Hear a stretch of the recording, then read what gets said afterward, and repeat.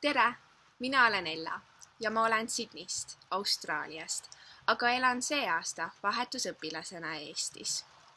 Minule on minu Eesti juured väga tähtsad ning osalen aktiivselt meie Sydney Eesti kogukonnas.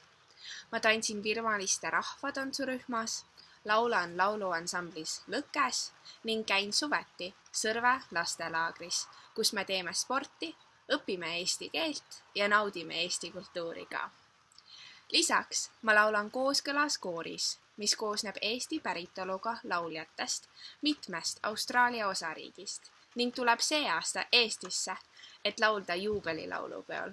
Selline ühislaulmine on kindlasti üks asi, mida ma seostan Eestiga.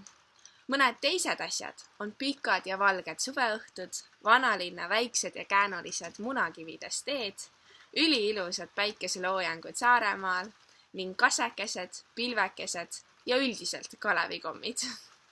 Ma nii ootan teie kõigiga tutvuda. Kohtume eestol!